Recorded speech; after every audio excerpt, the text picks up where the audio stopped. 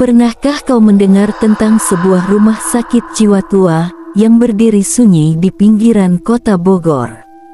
Bangunannya masih tegak, tapi tak lagi berpenghuni. Catnya terkelupas, jendela-jendelanya pecah, dan di antara reruntuhannya, bau obat dan darah masih terasa seperti baru kemarin digunakan.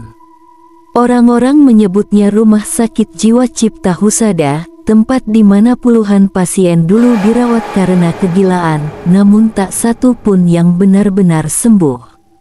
Setelah tahun 1989, rumah sakit itu ditutup tanpa penjelasan. Dokter, perawat, bahkan catatan medisnya hilang begitu saja. Tapi hingga kini, warga sekitar bersumpah. Setiap tengah malam, dari jendela lantai 2, masih tampak lampu merah kecil yang berkedip seperti cahaya kamera yang terus merekam sesuatu.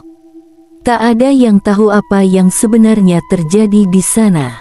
Tapi satu hal pasti, siapapun yang masuk untuk mencari kebenaran, tak pernah benar-benar keluar. Malam ini, mari kita buka kembali pintu yang seharusnya tak dibuka. Inilah kisah Rumah Sakit Jiwa di Bogor. Kisah tentang tempat di mana antara hidup dan mati, kewarasan dan kegilaan, hanya dipisahkan oleh satu hal kecil. Kamera yang tak pernah berhenti merekam.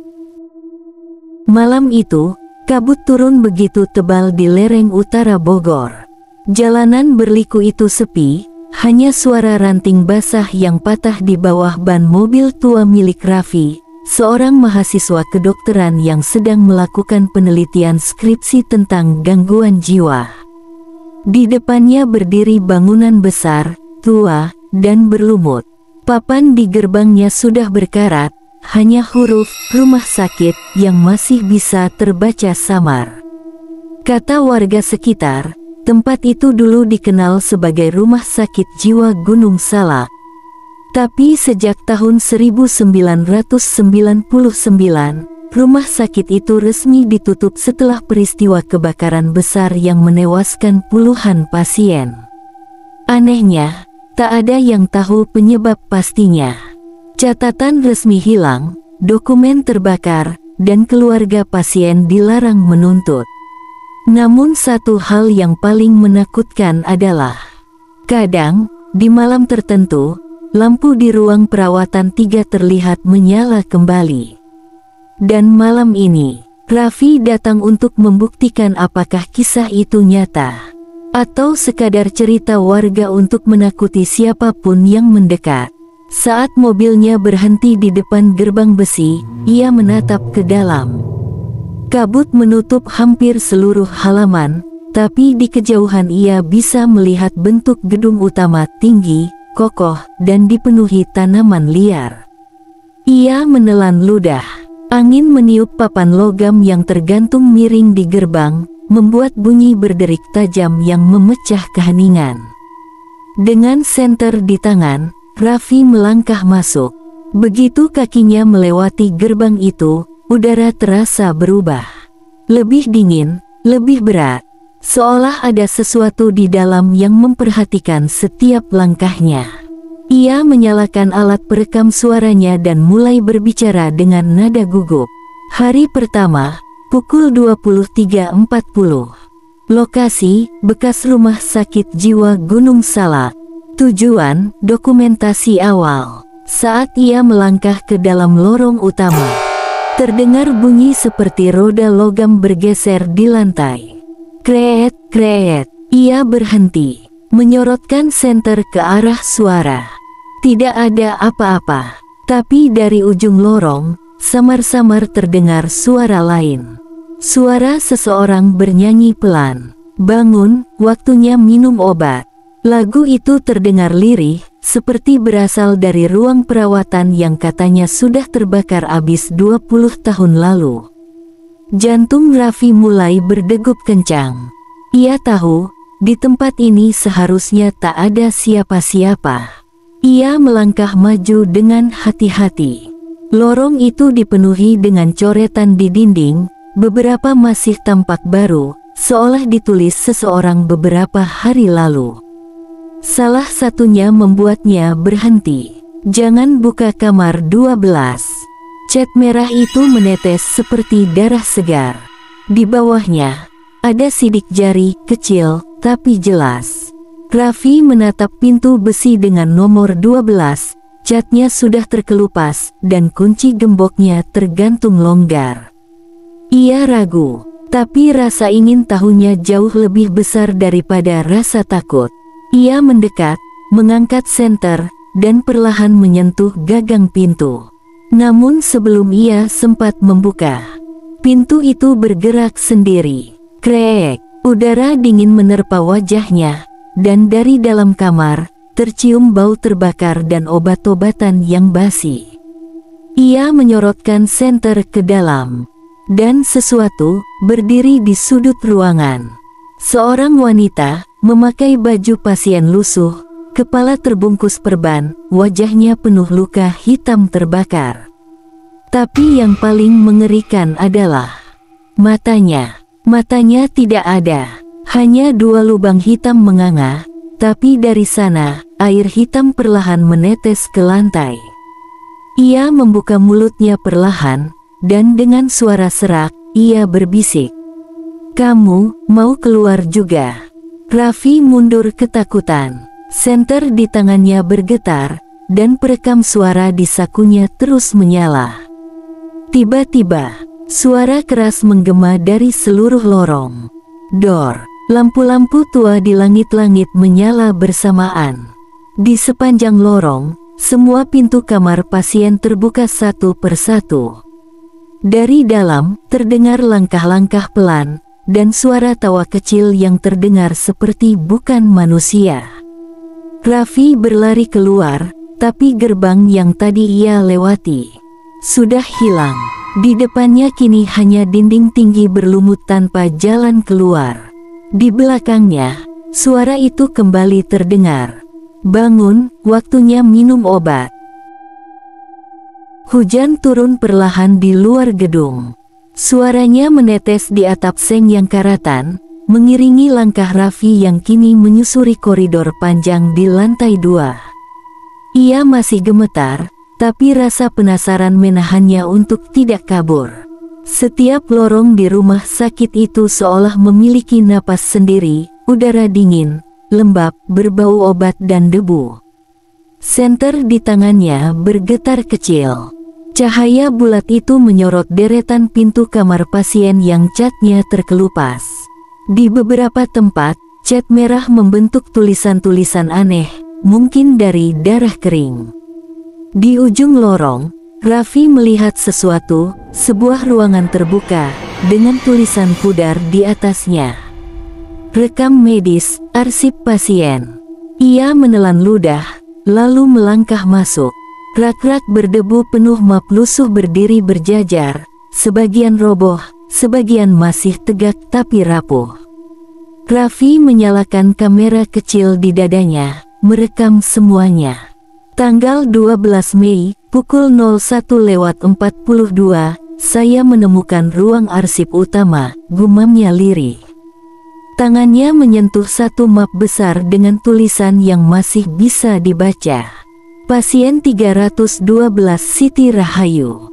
Ia membuka map itu perlahan. Di dalamnya, ada foto seorang perempuan muda, wajahnya tenang, tapi matanya seperti menyimpan kesedihan yang dalam. Di bawah fotonya tertulis catatan dokter. Pasien menunjukkan perilaku tidak wajar sejak menjalani terapi percobaan jenis serum 21. Reaksi tubuh kaku, kehilangan rasa sakit, dan tidak bisa tidur. Raffi mengerutkan dahi. Serum 21. Aku belum pernah dengar. Ia membalik halaman berikutnya. Ada tambahan tulisan tangan dokter, dengan tinta yang berbeda. Pasien 312 mulai menunjukkan kemampuan mendengar suara dari pasien lain, bahkan setelah mereka dinyatakan meninggal. Raffi membeku, tangannya berkeringat. Ia menutup map itu cepat-cepat. Namun tiba-tiba, Dari arah pintu masuk ruangan arsip, terdengar suara langkah kaki pelan. Tep, tep, tep. Raffi menyorot senter ke arah pintu. Tidak ada siapa-siapa, tapi di dinding sebelah pintu, ada bekas tangan yang baru saja menempel, basah, seolah seseorang baru lewat dan menyentuhnya. "Halo," panggilnya. Tak ada jawaban. Ia memutuskan keluar dari ruangan, namun sebelum melangkah, sesuatu membuatnya berhenti. Semua map di rak sebelah kanan jatuh bersamaan. Bruaak. Debu mengepul ke udara. Di antara tumpukan map yang jatuh, Raffi melihat sesuatu. Sebuah buku harian kecil, kulitnya hitam, dengan tulisan tangan di sampul depan. Milik Dokter Bima. Raffi membuka halaman pertama. Hari ke-14. Serum 21 bekerja. Pasien mulai melihat mereka yang gagal disembuhkan. Kami mungkin tidak menyembuhkan penyakit jiwa, tapi kami membuka pintu ke dunia lain. Nafas Raffi tercekat. Ia merasakan hawa dingin di belakang lehernya. Lalu, suara yang sama yang tadi ia dengar di lorong bawah kembali terdengar di telinganya. "Bangun, waktunya minum obat." Tapi kali ini, suaranya tepat di belakangnya. Ia menoleh cepat, dan di sana, berdiri sosok wanita dari kamar 12. Wajahnya masih terbakar, perbannya lepas separuh, dan air hitam itu kini menetes ke lantai hingga membentuk genangan. Wanita itu tersenyum, senyum lebar yang tak manusiawi. "Dokter Bima bilang, obatnya belum selesai, Nak." Lalu seluruh lampu di ruangan itu padam. Gelap total. Suara terakhir yang terekam di kamera Raffi hanyalah bisikan samar, seperti suara puluhan pasien berbicara bersamaan. "Kau tidak boleh keluar sebelum kau sembuh." Raffi terbangun dengan napas tersengal. Cahaya senter di lantai menyorot debu dan potongan kertas yang berterbangan di udara. Ia tak ingat bagaimana ia bisa pingsan, tapi ketika membuka mata, suara hujan sudah tak terdengar. Hening, hanya detak jantungnya yang berdegup cepat di telinganya. Ia mencoba bangun, tapi kepalanya berat, dan di tangannya ada noda hitam pekat seperti tinta. Lalu ia melihat sesuatu di lantai di sebelahnya, buku harian Dokter Bima. Terbuka di halaman baru yang sebelumnya tidak ada. Tulisan di sana bergoyang samar, seperti baru saja ditulis. "Raffi, jangan percaya pada mereka." Ia menatap tulisan itu, kaget. Bagaimana mungkin? "Siapa yang menulis ini?" gumamnya. Udara di sekitarnya mendadak berembun, dingin menusuk tulang. Dan samar-samar, dari arah koridor, terdengar langkah kaki berderit perlahan, seperti seseorang yang diseret rantai besi. Krak, krak, celing. Raffi menyorot senter ke arah suara itu, tapi hanya kabut tebal yang terlihat. Kemudian, dari balik kabut, muncul sosok pria tua memakai seragam dokter usang, jas putihnya lusuh dan berlumuran darah kering. Di lehernya tergantung papan nama, "Dokter Bima, kau membaca catatanku?" "Ya." Suaranya serak, berat, dan menggelegar di antara dinding. Raffi mundur. Saya cuma ingin tahu kebenarannya, Dok." Dokter itu tersenyum samar, matanya kosong seperti kaca retak. "Kebenaran? Tidak ada kebenaran di sini, Nak. Hanya pasien, dan perawatan yang tidak pernah selesai." Raffi mundur lagi, tapi di belakangnya terdengar suara langkah-langkah lain, puluhan, bahkan ratusan, datang dari berbagai arah lorong. Saat ia menoleh, lorong rumah sakit itu kini penuh dengan bayangan manusia, berdiri diam. Mereka semua mengenakan pakaian pasien rumah sakit jiwa, ada yang memakai baju hijau lusuh, ada yang kepala dan tangannya terikat tali kain. Mereka semua menunduk, dan perlahan, satu persatu menoleh ke arah Raffi. Mata mereka kosong, tidak berkedip. Dari salah satu mulut yang retak, terdengar bisikan kecil. "Kami tidak mati, nak, kami masih di sini." Raffi mundur sampai punggungnya menempel ke dinding. Tangannya gemetar, senter hampir terjatuh. Dokter Bima mendekat, langkahnya pelan tapi pasti. "Rumah sakit ini bukan ditutup karena kebakaran," katanya pelan. "Kami mencoba menyembuhkan penyakit yang tidak bisa dijelaskan, tapi malah membuka pintu ke tempat yang tidak boleh dijamah manusia." Raffi menatapnya dengan wajah tegang. "Pintu apa?" Dokter Bima menatap lurus ke matanya, lalu tersenyum aneh. "Pintu antara kesadaran dan kegilaan. Dan sekarang, kau sudah di dalamnya." Saat kata itu diucapkan, seluruh pasien serentak tertawa kecil, suara mereka bergema seperti ribuan orang tertawa di ruang tertutup. Tawa itu berubah menjadi jeritan panjang. "Obatnya belum selesai, minum obatmu, nak." Raffi berlari sekuat tenaga menembus lorong. Dinding seakan berubah bentuk, pintu-pintu bergeser, dan lantai seperti memanjang tak berujung. Di tengah pelariannya, ia melihat jendela besar terbuka sedikit. Ia segera melompat ke arahnya.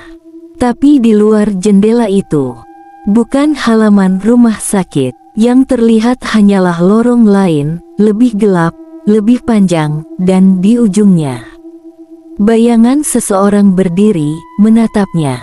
Bayangan itu adalah dirinya sendiri, tapi dengan senyum lebar dan mata hitam legam.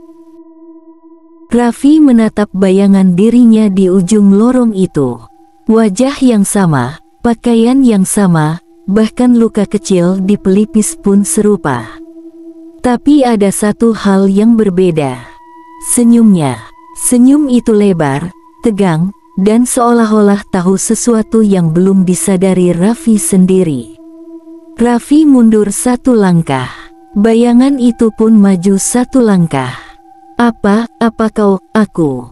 Suaranya bergetar. Bayangan itu tertawa pelan, tawa serak seperti suara seseorang yang sudah terlalu lama tidak berbicara. "Kau sudah lama di sini, Raffi. Kau hanya lupa." Raffi menelan ludah. Nafasnya terasa berat. Ia berlari ke arah lain, menelusuri lorong gelap yang seolah tak ada ujungnya. Setiap langkah bergema keras di lantai dingin itu, dan suara hujan di luar sudah hilang sama sekali. Tak ada dunia luar, tak ada angin, hanya rumah sakit itu, seolah-olah menggenggam dirinya di dalam waktu yang berhenti. Setelah beberapa saat, ia melihat cahaya samar di ujung lorong. Ia berlari ke arah itu, berharap menemukan jalan keluar. Tapi ketika sampai di sana, cahaya itu berasal dari satu ruangan besar, dengan pintu terbuka lebar. Di atasnya tertulis dengan cat hitam, "Ruang perawatan khusus." Raffi masuk perlahan. Ruangan itu luas, deretan tempat tidur besi berjajar rapi. Di setiap ranjang ada tubuh yang tertidur, terikat, dengan alat infus menancap di tangan. Tapi tubuh-tubuh itu tidak bernapas. Beberapa wajah terlihat membiru, dan di dada mereka masih terpasang label nama. Raffi membaca salah satunya, pasien 312 Siti Rahayu. Di sebelahnya, pasien 313 Bima Prakoso. Raffi membeku. "Bima, dokter itu," bisiknya. Ia menatap lebih dekat. Di wajah pasien itu memang benar, wajah dokter Bima yang tadi berbicara dengannya. Tapi tubuhnya kaku, pucat, dan matanya tertutup rapat. Raffi mundur pelan, napasnya tak teratur. Ia menatap sekeliling. Semua pasien di ruangan itu kini membuka mata bersamaan. Puluhan pasang mata kosong, menatapnya dari atas ranjang masing-masing. Lalu, salah satu pasien perlahan duduk.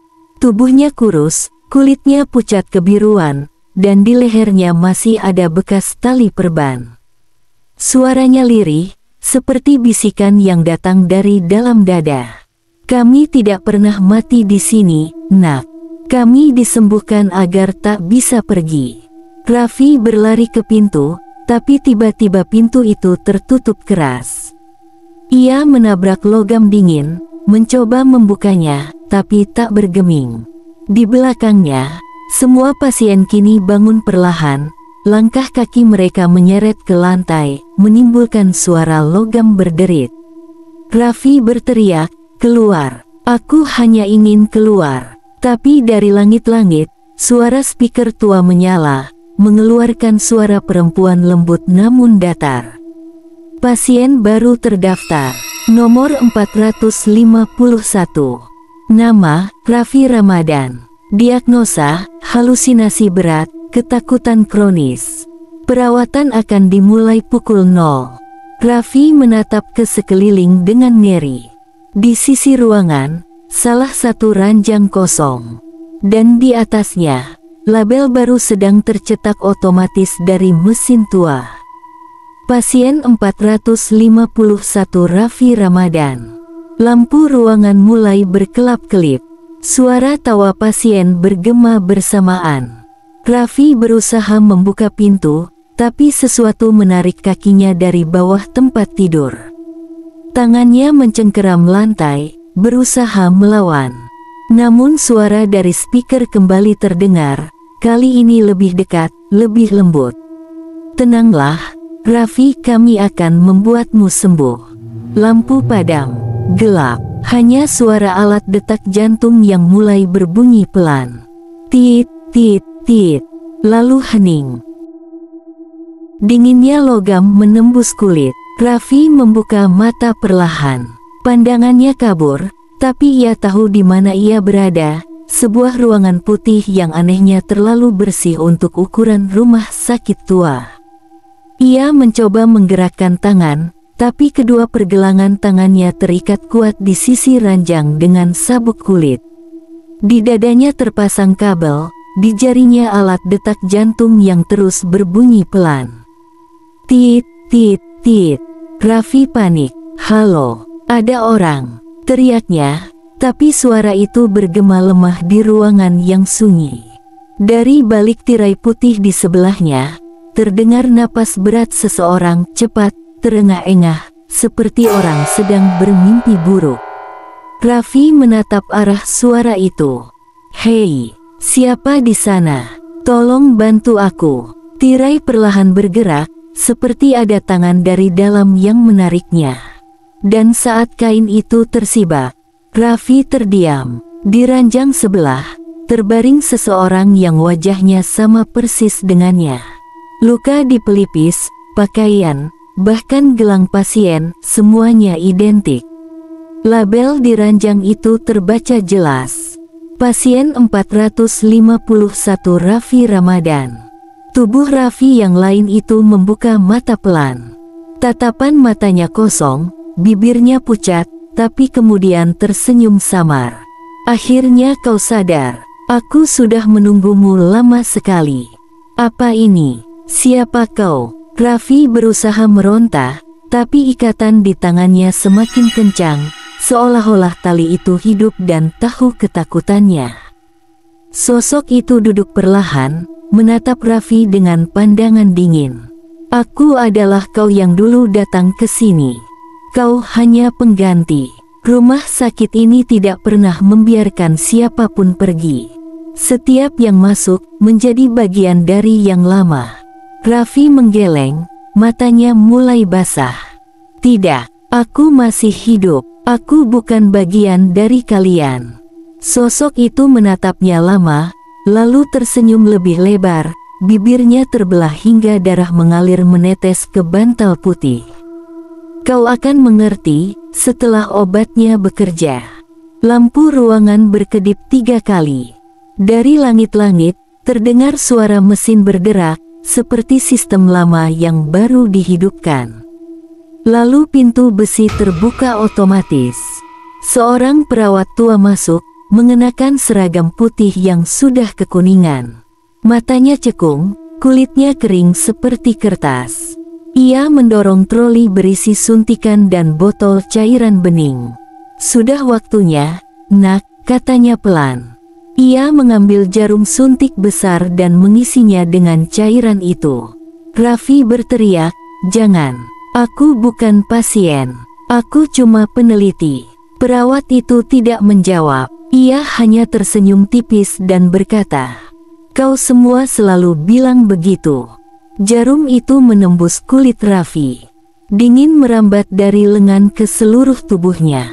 Pandangannya berputar, kepalanya berat, suara di telinganya berubah menjadi dengungan panjang. Tiit, tapi di antara dengungan itu, ia mendengar suara bisikan kecil dari arah ranjang sebelah. "Jangan tidur, Raffi. Begitu kau tidur, mereka akan masuk." Dunia mulai gelap, tapi mata Raffi memaksa tetap terbuka. Ia menoleh ke arah tubuhnya yang lain, yang kini perlahan bangkit dari ranjang, dengan mata hitam legam, menatap langsung ke arahnya. "Sekarang giliranmu beristirahat," katanya dengan nada tenang. Tubuh tiruan itu berjalan mendekat, menggantikan posisinya di ranjang. Dan sebelum kesadarannya benar-benar hilang, Raffi melihat perawat tua itu menulis sesuatu di papan di dinding. "Pasien 451 kondisi stabil." Setelah itu, semuanya hening. Tidak ada suara, tidak ada detak jantung, hanya lorong rumah sakit yang kembali sunyi. Dan dari kejauhan, terdengar nyanyian pelan. "Bangun, waktunya minum obat." Detak jantung berhenti, tapi kesadaran belum lenyap. Raffi membuka mata. Dunia di sekelilingnya masih sama, ruangan putih, ranjang besi, alat medis. Tapi ada yang aneh. Warna-warna terlihat kusam, suara langkah perawat terdengar jauh seperti gema dari terowongan panjang. Ia menatap tangannya. Kulitnya pucat, hampir tembus pandang. Di ranjang seberang, tubuhnya yang asli masih terbaring tenang, tertidur, atau mungkin sudah mati. Raffi berdiri perlahan, dan baru sadar, sabuk kulit yang mengikat tangannya kini terlepas, melayang bebas, seperti tak lagi menyentuh tubuhnya. "Apa aku, roh?" gumamnya. Suara dari dinding menjawab pelan. "Tidak semua yang mati jadi roh. Ada yang disimpan, ada yang dijaga." Raffi menoleh cepat. Dinding di belakang ranjang bergetar lembut, seperti sedang bernafas. Dari celah retakan cat putih, terlihat sesuatu seperti urat nadi yang berdenyut perlahan. "Siapa di sana?" Dinding itu menjawab lagi, kali ini dengan suara perempuan muda, lembut tapi serak.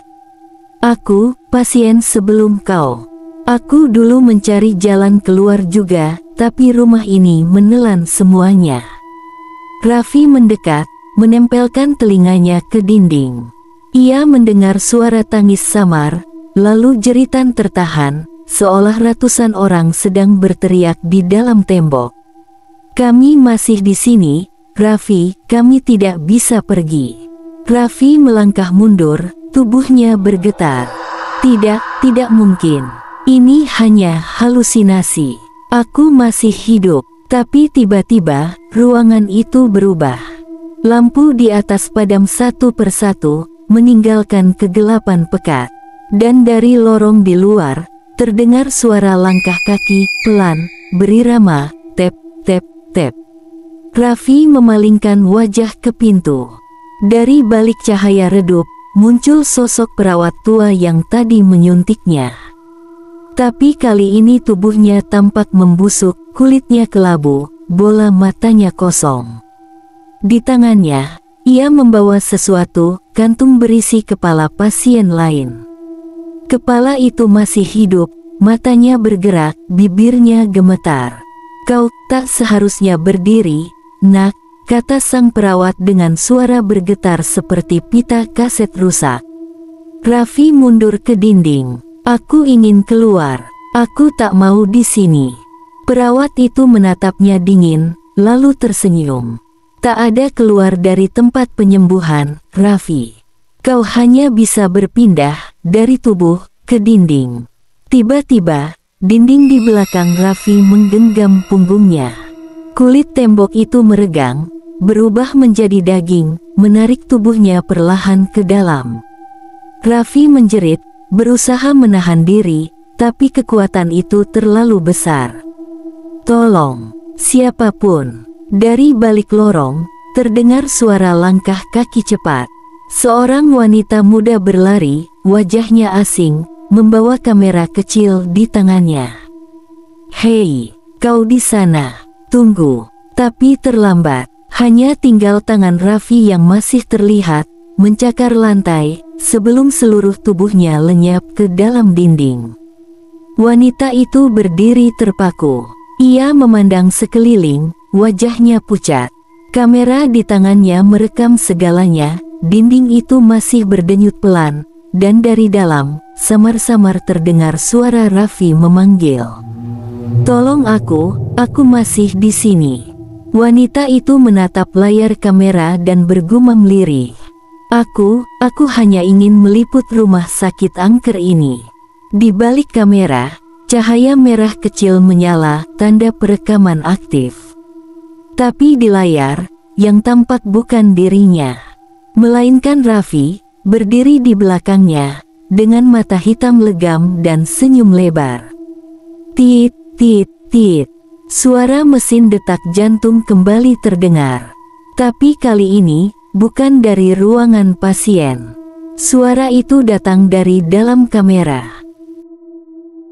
Hujan turun deras di luar bangunan tua itu. Dalam kegelapan malam, cahaya lampu senter kecil bergetar di tangan Mira, seorang jurnalis muda dari Jakarta yang datang ke Bogor untuk meliput rumah sakit jiwa terlantar, lokasi yang disebut-sebut paling angker di Jawa Barat. Ia baru saja menyaksikan sesuatu yang tak bisa dijelaskan. Seorang pria bernama Raffi diseret dinding hidup dan lenyap begitu saja. Tapi kamera di tangannya, kamera itu masih menyala. Layar kecilnya menampilkan rekaman waktu nyata, namun dengan gambar yang tidak sama dengan kenyataan. Dalam kamera, lorong itu terlihat penuh orang. Pasien dengan pakaian rumah sakit berdiri diam menatap ke arah lensa, padahal di dunia nyata, lorong itu kosong. Mira menelan ludah, berusaha mengatur napas. "Apa ini, efek kamera?" gumamnya. Tapi saat ia mencoba menonaktifkan tombol REC, kameranya tak merespons. Suara pelan terdengar dari speaker kamera, suara pria yang lemah dan bergetar. "Jangan hapus rekaman itu." Mira menjatuhkan kamera, terkejut. Suara itu, suara Raffi. Ia memungutnya kembali dengan tangan gemetar, lalu menatap layar. Kini wajah Raffi muncul di sana, pucat, matanya kosong, tapi bibirnya bergerak. "Tolong, keluarkan aku dari sini, sebelum jam 12. Mira menatap jam tangannya. Pukul 23.49. Apa yang terjadi jam 12? Tapi sebelum Raffi bisa menjawab, layar kamera berkedip dan menampilkan tulisan. Recording ERROR, Memori FULL. Suara perempuan dari speaker menggantikan suara Raffi.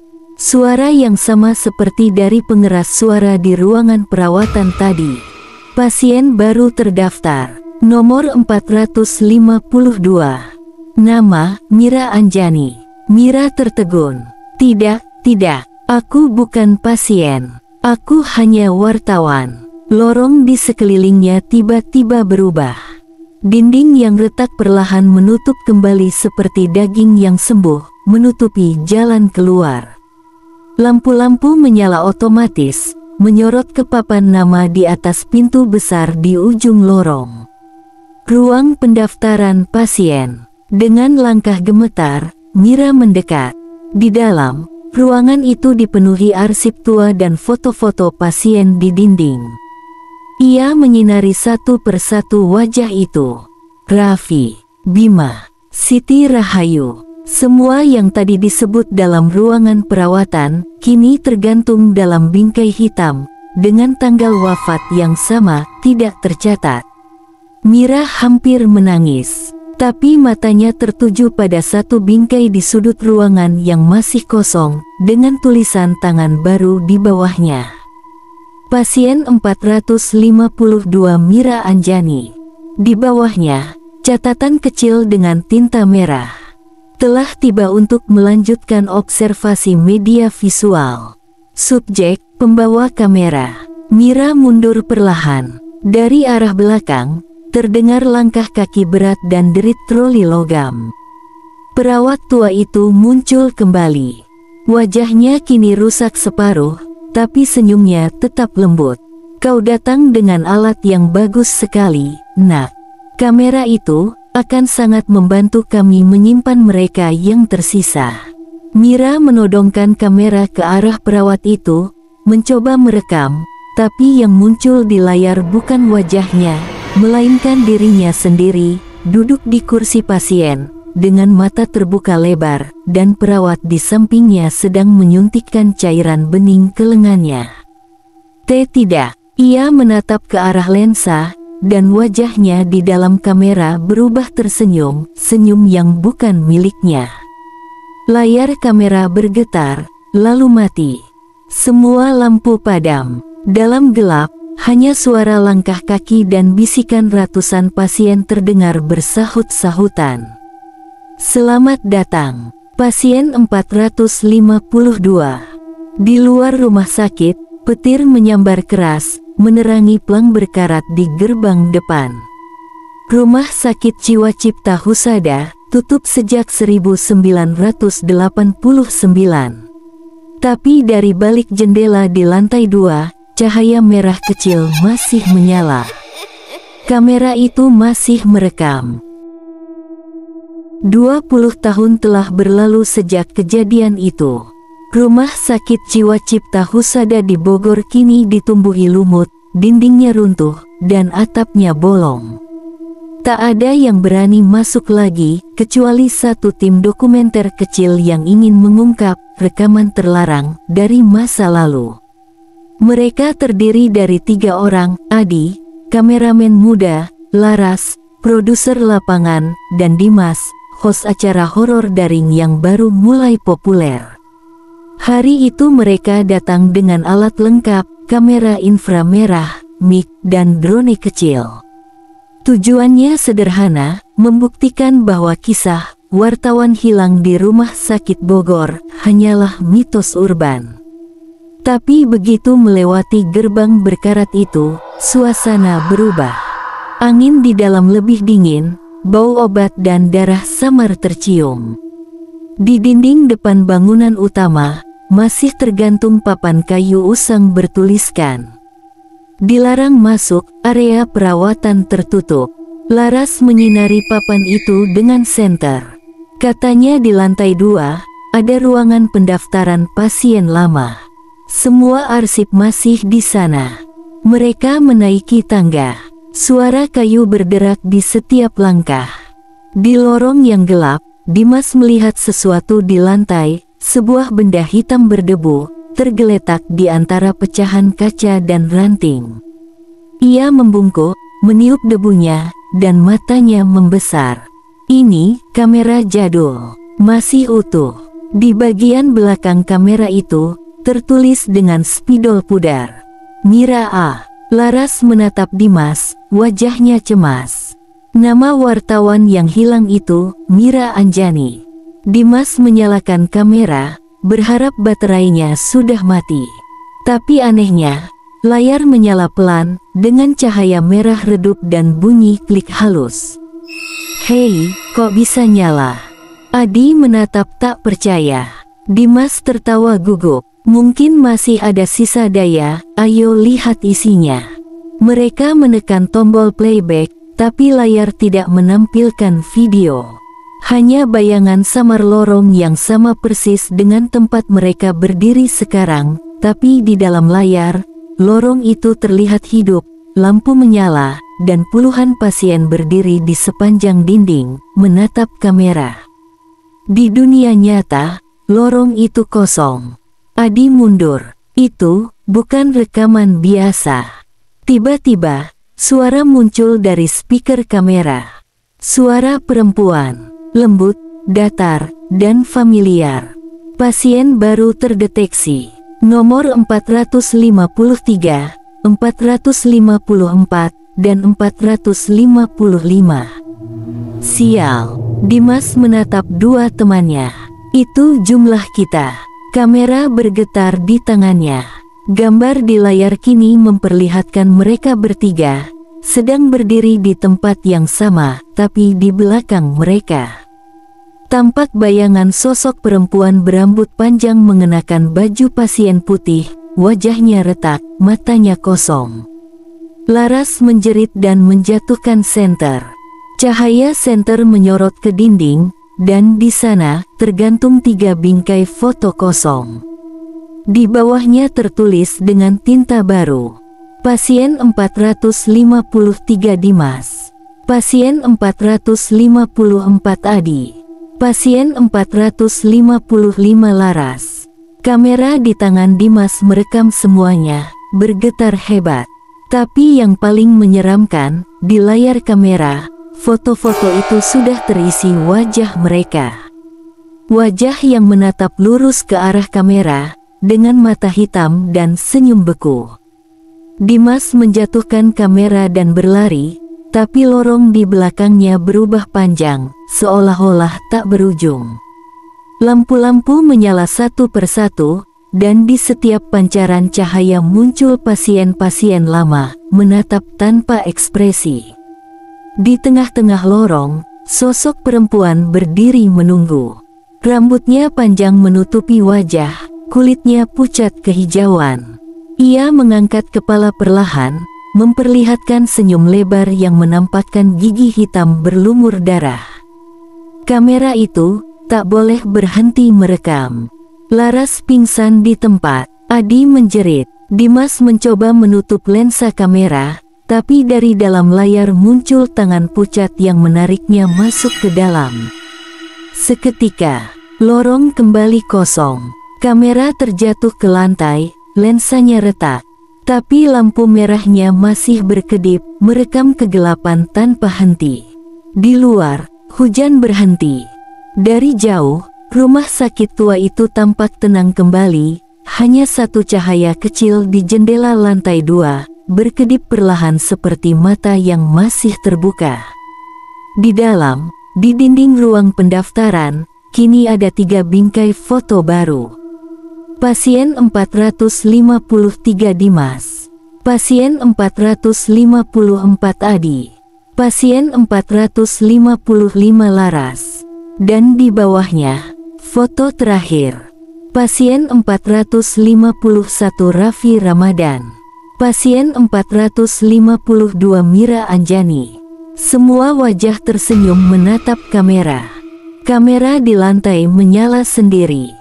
Cahaya merahnya berkedip 1 kali, 2 kali, lalu merekam lagi. Setahun setelah kejadian itu, tim evakuasi dari Kepolisian Bogor akhirnya tiba di area bekas Rumah Sakit Jiwa Cipta Husada.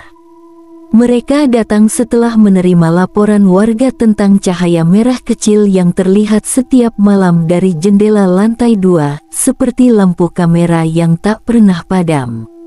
Saat mereka masuk, bau lembab dan karat bercampur dengan aroma obat yang entah kenapa masih segar.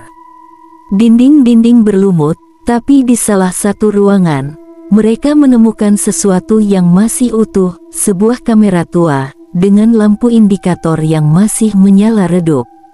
Di sampingnya, tergeletak 3 kartu identitas. Dimas Prakoso, dokumenter horor Nusantara. Laras Ayuningtyas, produser. Aditya Seno, kameramen. Tak ada tubuh, hanya pakaian mereka yang berserakan di lantai. masih lembab seperti baru saja dipakai. Petugas forensik membawa kamera itu ke laboratorium untuk diperiksa. Mereka menemukan sesuatu yang mustahil, baterai kamera masih penuh, meskipun modelnya sudah puluhan tahun tak diproduksi lagi. Ketika salah satu teknisi mencoba menyalakan playback, layar kamera hidup menampilkan gambar lorong rumah sakit itu sendiri. Tapi di dalam rekaman, bukan mereka yang merekam, melainkan petugas-petugas forensik yang sedang menatap kamera dengan wajah terkejut. "Hah, kok ini kita?" gumam salah satu dari mereka. Suara dari speaker kamera menyahut dengan suara perempuan datar. "Pasien baru terdaftar, nomor 456, 457, 458. Mereka tertawa gugup, mengira itu bagian dari efek rekaman lama. Tapi beberapa detik kemudian, listrik di ruangan laboratorium padam total. Hanya kamera itu yang tetap menyala. Dalam gelap, salah satu petugas menjerit, lalu hening. Ketika lampu kembali menyala, meja tempat kamera itu diletakkan kosong. Kamera menghilang. Beberapa minggu kemudian, salah satu komputer di laboratorium mendadak menyimpan sebuah file video baru, tanpa nama, tanpa tanggal. File itu berjudul, pasien _459.mov. Dalam video berdurasi 6 menit itu, terlihat seseorang duduk di kursi pasien rumah sakit Cipta Husada. Wajahnya kabur, tapi bentuk seragamnya jelas, seragam polisi. Di akhir video, terdengar bisikan samar, suara Raffi yang nyaris tak terdengar. Kamera itu tidak pernah berhenti merekam, karena setiap yang melihatnya menjadi bagian dari rekamannya. Gambar membeku, suara detak jantung pelan mulai terdengar. Tit, tit, tit. Lalu muncul tulisan terakhir di layar hitam. Rumah Sakit Jiwa Cipta Husada. Ditutup sejak 1989, namun masih menerima pasien baru. Kini, rumah sakit itu kembali sunyi. Hanya suara angin yang menggesek pintu-pintu berkarat, dan bayangan yang seolah bergerak di balik jendela. Semua orang yang pernah masuk ke sana, tak pernah kembali sama. Beberapa kehilangan arah, beberapa kehilangan akal, dan sebagian bahkan kehilangan wujud. Namun kamera itu masih ada. Di suatu tempat dalam gelap, lampunya masih menyala merah, merekam setiap detik, setiap bisikan, setiap jiwa yang berani datang terlalu dekat. Mereka bilang, arwah pasien lama masih berkeliaran di lorong-lorong itu. Tak ada yang tahu apakah mereka benar-benar gila, atau justru mereka satu-satunya yang tahu kebenaran. Jadi, jika suatu malam kau berjalan di sekitar Bogor dan melihat gedung tua berlumut di tepi jalan, jangan menatap jendela lantai 2 terlalu lama.